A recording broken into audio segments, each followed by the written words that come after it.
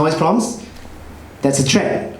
The other things also, they are looking for industry experience. I don't know if you've been to anywhere, like they say, thanks for coming. After 1 hour later, they say, thanks for coming. Everything is great, but because you don't have industry experience, so we cannot hire you. Because everybody is trying to be perfectionist based. Right? So this is one of the market ideas that you all must know. As a recruiter, I also tell a lot of people is that know your, I think this is art of war, before you go to battle, you know what you're fighting. No point you going there knowing that you're going to waste your time, or no point going there like selling as hell, and then you're actually wasting your time. So know what you're going into before you challenge yourself. Problem number 3, overestimations, overdriven demand, undersupply. What it results in is readjustments over the downturn. This is exactly what happened right now. That's due to the layoff. During COVID, everything ran up. There are a lot of things that, due to COVID, became boom down Charlie. Like proprietary trading was boom down Charlie. For me, like anything I bought during COVID, like as a consumer investor, went boom down Charlie, correct? Those guys, anybody who worked for C, Shopee, Garena, like during COVID, we were multi-millionaires, right? Right? Anybody? I don't know. But yeah, the guys who were at C, multi-millionaires, cost the shares, I think, 10x during COVID. Anybody who worked for Zoom, shares like 10x during COVID, yeah. So overestimations. What like Dr. Joe was saying is like, are the estimations that you see as a young person, right, young engineer, don't just go in and just work. Look at the estimations, whether all kinds of adjustments in salary, whether permanent versus contract, is it fair? I'm getting a 20% increment every year. Do you think this is going to be happening forever? I believed it when I was young. Now I know it's not true. Do you believe, for example, in crypto projects, NFTs, right? There's a lot of overhype, right? I went recently to a Web3 event. Previously Web3 event, I remember I met this guy. He's the guy who started 9gag, the founder of 9gag. Multi-millionaire as well. And previously in the day, he used to say, back then all of us try and kill each other in business. Now Web3, everybody's hugging each other and crying. Because of overestimations, overhypes, right? And then the last thing is, so the Gen AI. So Dr. Joe is my customer for many years, and we had this chat as well. Gen AI and AI on the overall. Again, I see the same trend. There's a lot of overestimations of who can use this, what can use this. But the core winners of AI are, let's just say, a few companies only. If I can give you all some names. Palantir. But Palantir is not really AI. There's a lot of humans behind it that y'all can't see. I can tell you that's the truth. Other Gen AI companies that are winning at the time being is like, okay, like OpenAI is one, Hugging Face, Stable Diffusions, all these kind of companies. But you need to understand that, do you see these trends being a trend, or do you see there's an absolute use case for 10, 20 years? Right? Thank you, sir. Okay, so the next insights to win, right? Just sharing with you. Again, everything I say here is a summary of what they were saying, just I try to make it as simple as I can. Insights to win, right? In software, you want to think about a niche of your interest with persistent value for the long term. So find your niche as what? Like Rob was saying, is like find your passion. Okay, that's very like hard to find, right? There's nobody who's passionate about going to work doing the same thing every day. It's just very, very hard. Truth.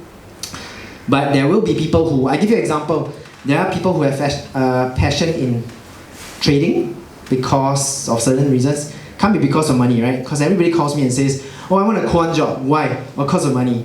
No, that's not passion. Some people really like data science because it solves certain problems. Some people like product management, specifically in social media. Product management in social media is actually something very, very big because if you all know, there are so many segments in social media that can be broken down if you have passion. If you don't have passion, then you just be following whatever the company tells you to do. There is e-commerce, there is AI, there is languages like Rust, Flutter. Find a niche and then dive deep into it. Or even Hugging Face technology. Here's giving you a clue. Probably Hugging Face technology is something worth looking into now. Stable Diffusion is something looking sexy right now. Go and Rust and C++ has always been relatively sexy in the last few years. It's just who wanted to go and learn it. Like, why must I go learn it, right? I'm being paid this amount of money now. I should just stay to this lane. Right? I know Java, just stick to it. Why do I want to learn something new? That's what Dr. Joe said. If you learn something else, if somebody finds out, he'll probably be more willing to invest in you, and it shows some resilience to your CV as well. Unlock new value. So find your new value. So let me give you an example. I don't know if you all heard about this, but ChatGPT's average IQ now is between 155 to 160. Does anybody know what's the highest IQ ever recorded? Guess. Einstein is 160. There's a guy in India, I think it's 180. But what you want to know is that probably Elon Musk, Steve Jobs, Mark Cuban, Jeff Bezos never beat Einstein. They can't beat ChatGPT. Their true value is in execution. Their true value is in finding basically like how they can get something from idea to fruition. That's why I always tell my team and everybody I meet, my customers, I say, try and hire somebody who has a 5-year mindset. Because they likely will try and get something to complete. Compared to trying to hire somebody super smart. I've been in a room full of like Ivy League, like Stanford, this guy was Stanford, this guy was Harvard, this guy was... The meeting was like 3 hours, nobody could conclude. Because everybody is too smart. They're like, I can think of this problem, that problem, this is gonna show up, that gonna show up, nothing happened. And I'm like, supposed to be the dumbest guy in the room, I was like, guys, why don't we just like start it first, then we come back again? Then they're like, oh yeah, good idea. Yeah, so hire 5-year-olds, they really do the job. But what I want to tell you is that like, be the person who can add value. So Elon Musk, I don't need to explain to you why he adds value. Mark Zuckerberg and all. It could be in business engineering or it could be in R&D. Some of you guys here will, in the near future, become principal engineers in large R&D departments. Those kind of jobs typically hold a lot of value because the R&D guys are constantly passionate in technology, trying to solve problems, whether for the company or for the industry. Those guys don't go away. Y'all might know this. If you don't know this, you go to LinkedIn, go and study, type principal engineer, and go and look. You will see guys in Adobe and Microsoft. These guys were working on OpenAI for a long, long time. These guys were working on a lot of products that you've never seen before. Long, long time ago, and these guys never go away. Find your value. They have true value. Marketing, personal brand and IP creation could be your next way to improve your chances. Everybody's here really young, and you all know about social media these days, right? Look at the good side of it, don't look at the trash side of it. But build your own brand. As what Rob said is, in the past it's networking with the right people. In the past it's going to the right events. These days there are certain things that's going to change the way it works. Personal brand wise, anybody ever heard of Alex G on LinkedIn? On Twitter? Alex G? No? Okay, the guy is damn famous on his ex-Twitter. He came up with this book called Byte Go, his company, and he explains all the systems. Yeah, see? I see a lot of nodding because it's branding. Anybody who wants to design systems in the most simple way, they go to him and consult him. It's like 5 figures for 1 hour. Earns way more than anybody else.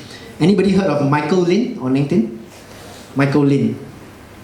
Michael Lin is a $500,000 Netflix engineer in San Francisco Bay who quit his job and said that he wants to be an entrepreneur because Netflix was paying him good money, but to do the same thing over and over in micro changes. He was so bored about it, he quit. But now he becomes famous because he's consulting with a lot of the big companies to try and inculcate the Netflix culture. So that's his personal brand. Smart guy, using the right brands and building it out. The last way to win is to checklist your goal. This is kind of like what I mentioned to you just now. Eliminate what you do not want to find, ultimately to find what you want to seek. This is like more like life advice than anything. So try to engineer your path by studying others who have walked the road before. How did Rob get into the job that he is and you want to be? Let's just say how did Ren or how did any of the speakers who got into what they're ever doing. You like it, go study it, and that will help you get there. Eliminate what you do not need. For example, you need to know who you are. Like, are you a person who needs to seek a lot of recognition? These days, I have a lot of people I know, and I've met a lot of people who need a lot of recognition. I had a staff who every morning would ask me whether her outfit was beautiful. She would ask me whether her KPIs were great, every day. I struggle with that, because that's not the kind of person I am. I don't constantly try and feed recognition. But if you are that kind of person, when you interview, find a boss who can constantly give you recognition. There are such people. They love it. Find an organization that you can be and you don't feel like you're just a BAU guy. Not guaranteeing you that that's always going to be a startup, because you're like, startup's gonna pay me so little money, they can close down any time, blah, blah. Not trying to say that, but you can try and look for organizations where you don't feel like you're just a BAU. You try to feel like you have a voice, right? Everybody's trying to say that, right, nowadays. Eliminate what you do not need. The type of niche that you have some persistent interest in. I give you an example. I met an engineer who loves ride-hailing because his dad was a taxi driver. And he's so passionate about it. Like, he loved being at Grab because his dad was a taxi driver hustling, and his dad couldn't predict income, so he wanted to be there to change the ecosystem. I met an engineer who loved social media because his dream was to be an influencer, but he was too shy, so he joined TikTok. Because he can see the way they think, but he doesn't dare to do what they do. Right? Like, keep filming yourself every day.